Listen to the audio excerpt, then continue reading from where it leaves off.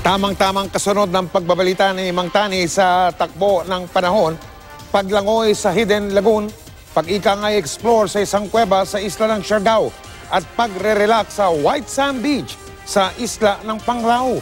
Yan at iba pang mga gimmick sa tag-init sa pagtutok ni Ivan Maylina.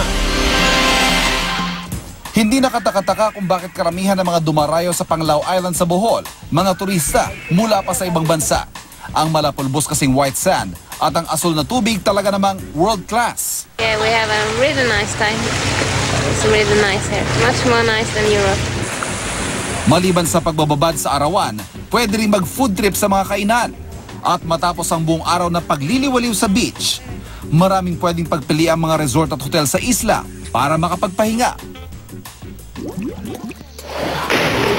Patok naman sa mahilig mag-nature trip ang Tayangban Hidden Cove at Blue Lagoon sa Siargao Island sa Surigao del Norte.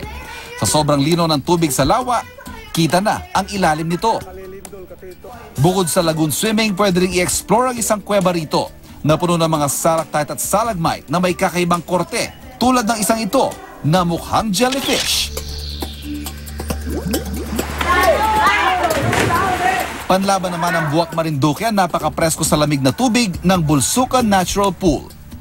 Sino mag-aakalang galing pa sa agubatan sa bundok ang napakalinaw na tubig? Ang ilang mga bata, want to sawa sa pagdive. Perfect naman para sa mga barkadang resort na ito sa Sogod, Southern Leyte. Pagkagat kasi ng dilim, buhay na buhay pa rin ang lugar para sa party-party. Meron ding slide kung saan pwedeng sabay na sabay magpadaos-dos papunta sa pool. Ivan Maylina, nakatutok, 24 oras.